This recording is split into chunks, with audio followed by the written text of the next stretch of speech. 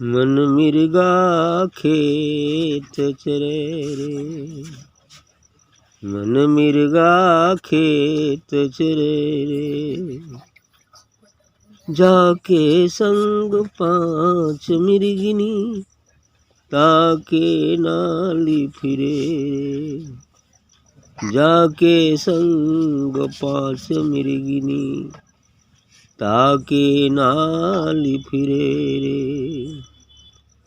तीन छिकारे टरे नटारे खेत उद्यान करे रे। तीन छिकारे टरे नटारे खेत उद्यान करे रे।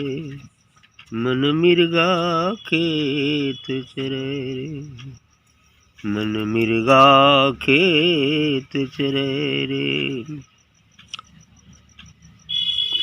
25 बखटुआ संग बिराजे देखत कली हरे रे।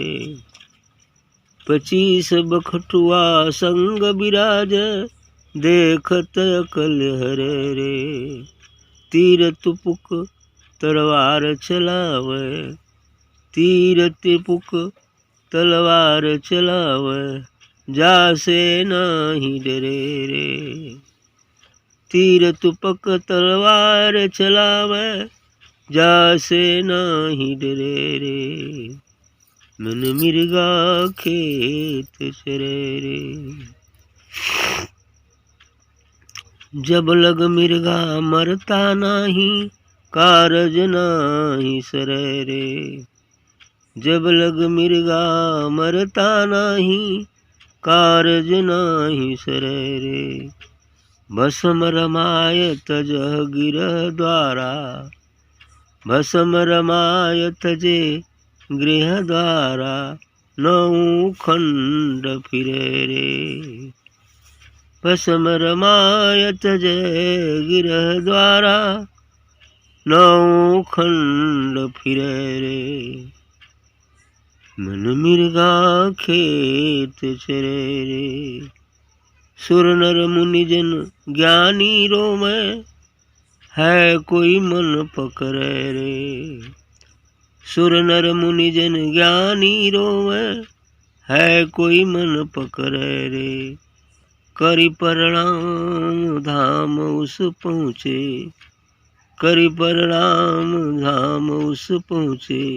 रेचक कुंभ भरे रे, रेचक कुंभ भरे रे।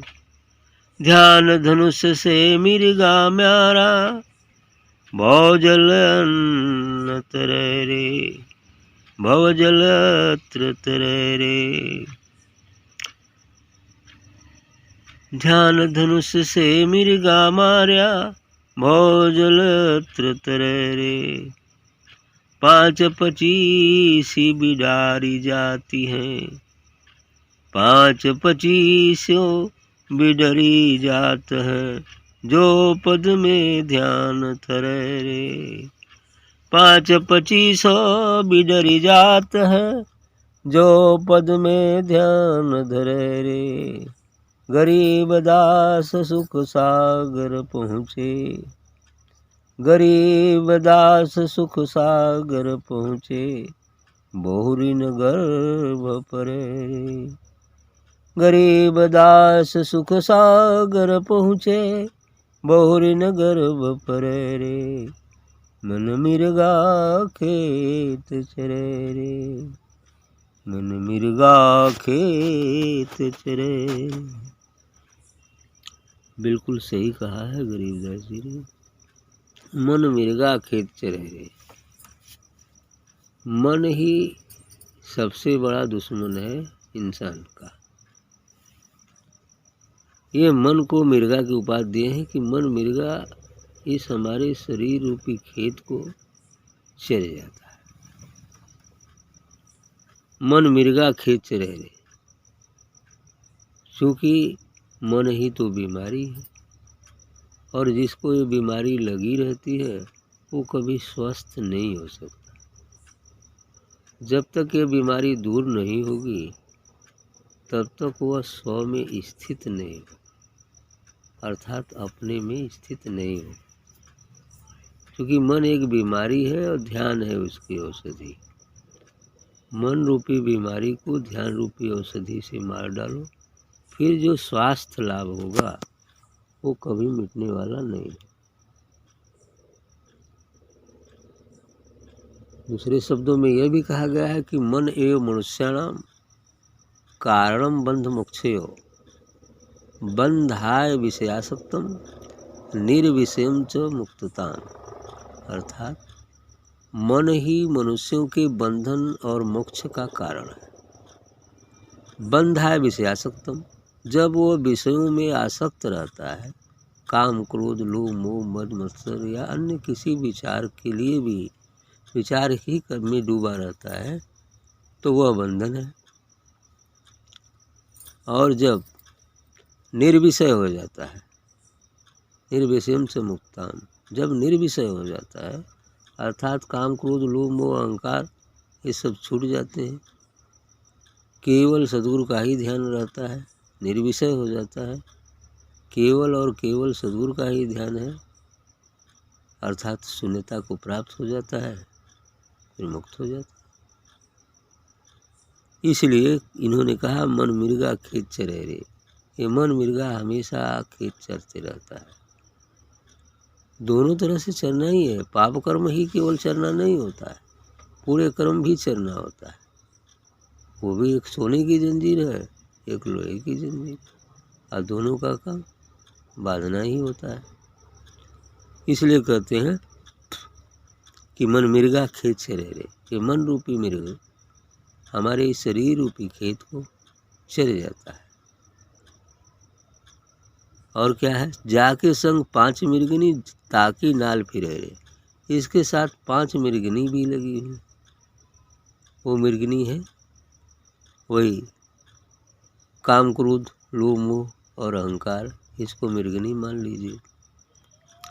जाके संग 5 मृगनी ताकि नाल फिरे रे। इसी की चक्र में ये फिरते रहता है, कभी काम, कभी क्रोध, कभी लोभ, कभी मोह, कभी अहंकार। इसी के चक्र में ये फिरते रहता है और जीव को लुटते रहता है। 3 छिकारे टरे न टारे खेत उद्यान करे रे। और 3 छिकारे लगे इसमें। 3 ठे और कुछ है, वो है गुण, रजोगुण, तमोगुण और सतोगुण। सतोगुण, रजोगुण, तमोगुण, ये 3 है। 3 छिकारे टरे न टारे। ये भी टरते नहीं है जल्दी। ये तीनों गुण लगे रहते हैं हर समय। इंसान के अंदर ये तीनों गुण विद्यमान है। जब उसका मन सात्विक विचारों में होता है, सत्संग में होता है, सत्य की भावना को लेकर चलता है, तब वो सतोगुण में निवास करता है। जब वो सांसारिक क्रियाकलापों में रत रहता है, खेती गृहस्थी नौकरी चाकरी, तब ये रजोगुणी होता है। और जब पाप कर्मों में जो है लिप्त हो जाता है, चोरी हत्या पाप, दुराचार व्यभिचार, इन सब चीज़ों में लगता है, तो ये तमोगुणी विचार का हो जाता है। सुबह में सतोगुणी रहता है, नहाना धोना पूजा पाठ कुछ बढ़िया विचार रहते हैं। बाकी दिन भर रजोगुणी होता है, क्रियाकलाप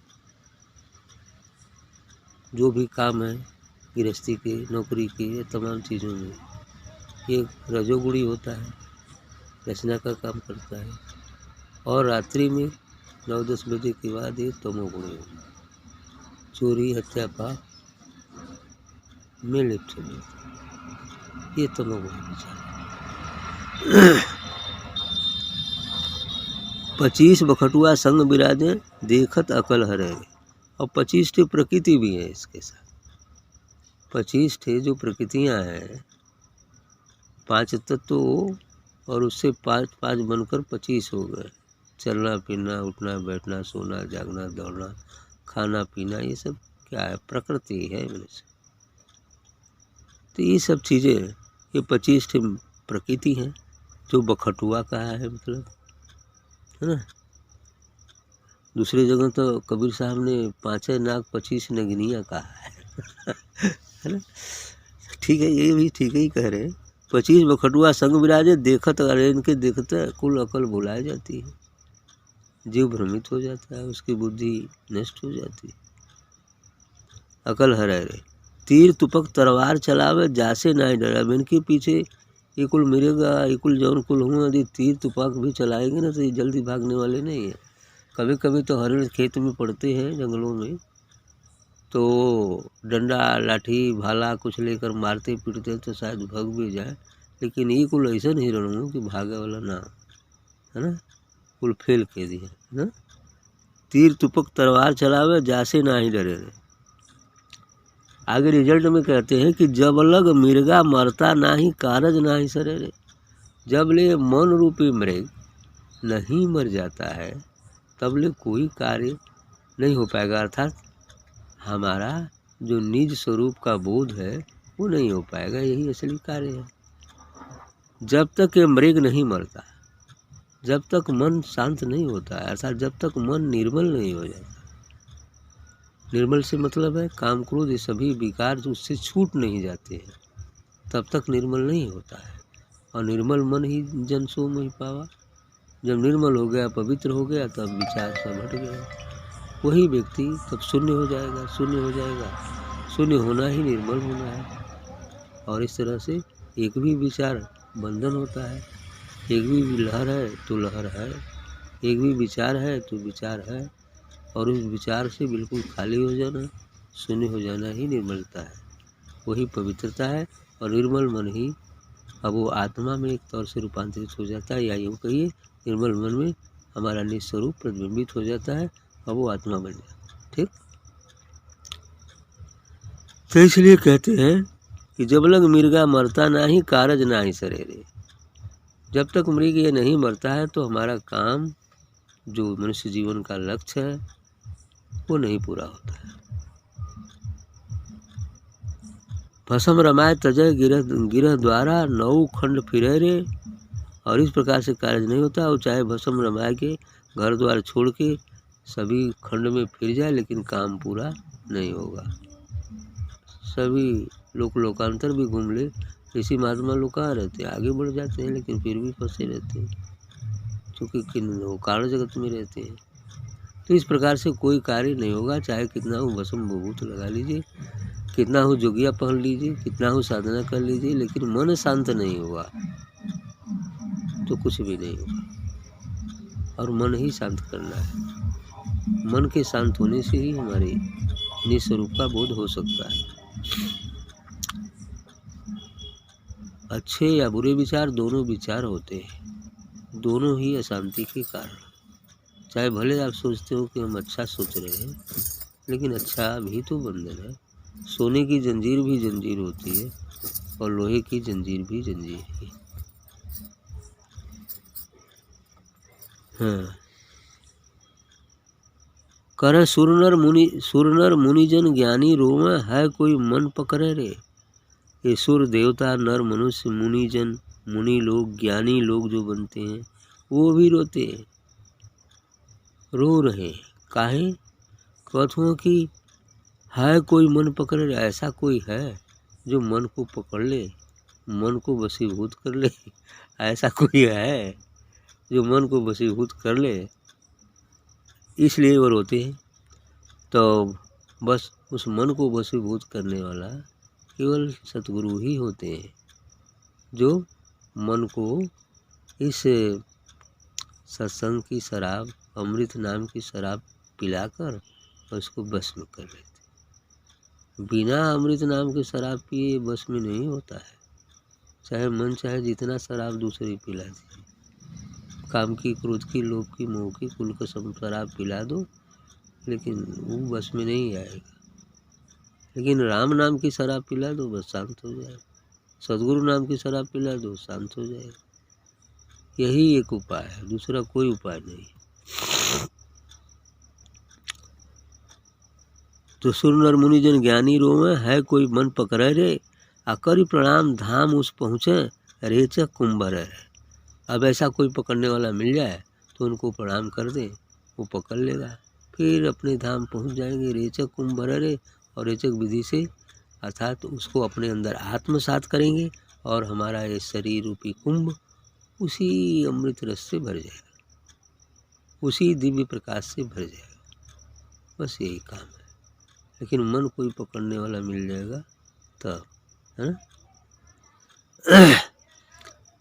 कोई मन पकड़े रे, करी प्रणाम धाम उस पहुँचे। प्रणाम करके धाम पहुँच जाएंगे अमर लोग। और फिर रेचक कुंभ रे, रेचक विधि से, कुंभक विधि से रेचक कुंभक करके कुंभ को भर देंगे। अर्थात ज्ञान रूपी सूर्य उसी पवित्र मन में प्रतिबिंबित हो जाएगा, प्रस्फुटित हो जाएगा। ध्यान धनु से मिर्गा मारा, भौजल अत्र तिरह रे। और इस प्रकार से यह मिर्गा कब से मरी? ध्यान रूपी धनुष लेके अज्ञान के बाण से मरवा तभी मरी। अर्थात ध्यान करते करते जब सभी विकार हट जाते हैं, मन पवित्र हो जाता है और तो ज्ञान का सूर्य उसमें उग जाता है। बस अब बाण लग गया, लो शांत हो जाइए, अब ना कुछ करिए। लेकिन कबीर साहब कहना, मैं जानू मन मर गया, मर कर भया भूत, ना जाने कब उठ लगो ऐसो मेरे पोत। मैं तो जानता था कि मन मर गया, लेकिन कहना कि भूत बन के पीछे पीछे है। यदि जरी को कुछ जगह मिली होगी वो कपारे पर चढ़ जाए, भूत कपारे पर चढ़ जाए। यदि कहीं सोने का हंडा मिल गल तब लालच बढ़ल, तब ले एक जुगाड़ लगल, बस चढ़ जाए कपारे, है ना। कहीं अब ले चला फंस गईला, ऐसे बहुत जाने फंस गए हैं। ये है बात। यही से कहना कि मन जानू मन मर गयो, मर कर भयो भूत, ना जाने कब उठ लगो ऐसो कौनो अवसर पहुँचे उठ के लग जाए भूत। तो भवजल अत्र तिरह रे। अब इस प्रकार इस भवसागर से वो पार हो जाएगा जब मिर्गा मर जाएगा। तो ज्ञान का धनु बाण लगी, ज्ञान का प्रकाश हो जाई, मिर्गा मर जाई, तब भवजाल तर जाई। इतने भवसागर से पार चला जाएगा। आगे कहते हैं कि 5-25 ही बिडर जाते हैं, तब 5 वो और 25 थे इहो तीनों भाग जी हैं, इहो कुल 30 भाग जी हैं, है ना। 30 भाग जी हैं, इतना ना 3 ठे और ले ला 33 भाग जी हैं, है ना। कहीं जा छोड़ देती हम, है ना। 5-25 ही बिडर जाते हैं, जो पद में ध्यान धरे रे। ये 5, 25, 3, 33 ये जो है हट जाते हैं। यही 33 देवता है जो विराट में भी है, इस हमारे शरीर के अंदर भी विराजमान है, ये 33। ठीक, तो यही बात है कि 5-25 ही बिडर जाते हैं, यानी ये सभी विकार जितने भी हैं सभी दूर हो जाते हैं। उसी प्रकार दूर हो जाते हैं जैसे सूर्य के उदित होने से अंधकार दूर हो जाता है। सूर्य उदय हो गया तो जिस अंधकार को टिकने की जगह नहीं मिलती वो दूर हो जाता है।